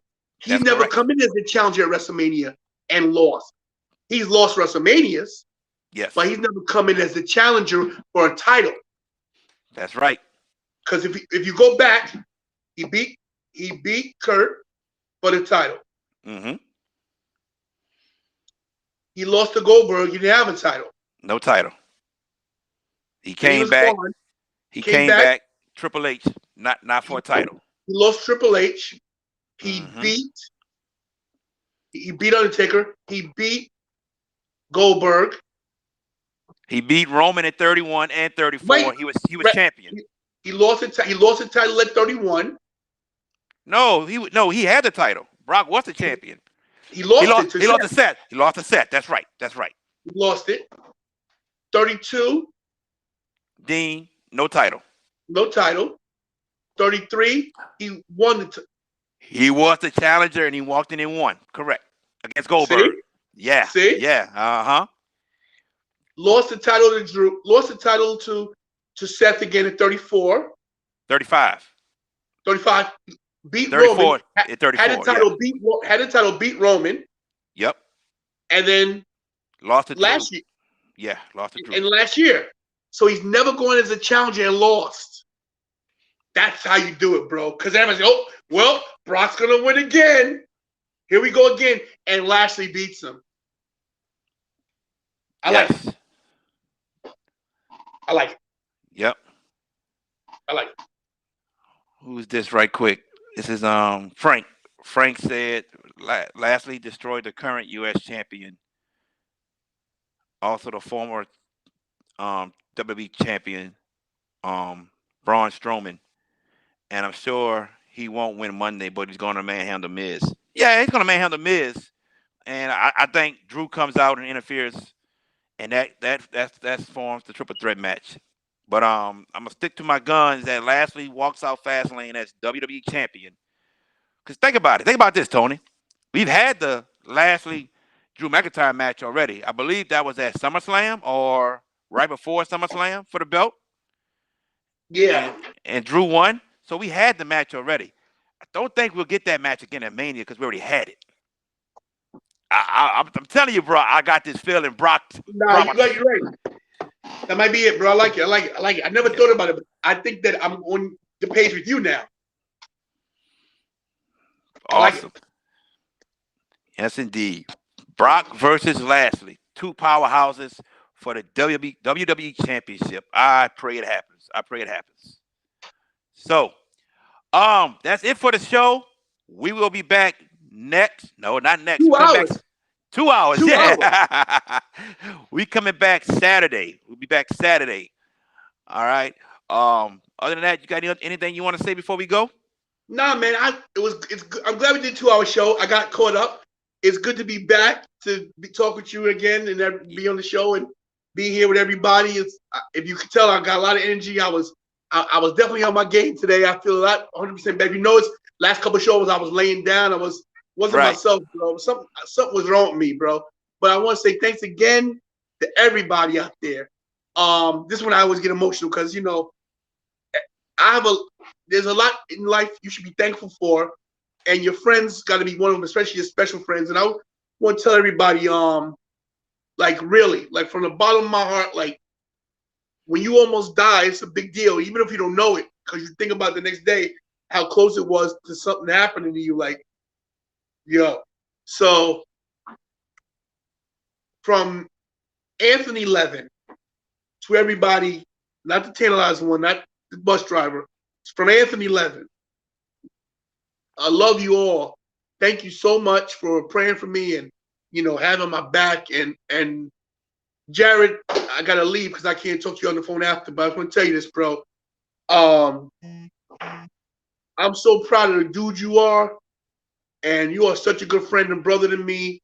And it's always an honor coming on here to talk about wrestling, but more importantly, talking about wrestling and stuff. I'm if wrestling was to end today, that would never end my friendship with you. So I'm gonna let you know I love you.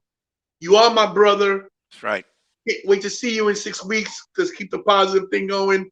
And MVS, your boy's here, ain't going nowhere. And I hope everybody has a great day. Enjoy your day tomorrow. And Jared, thank you. And that's about it.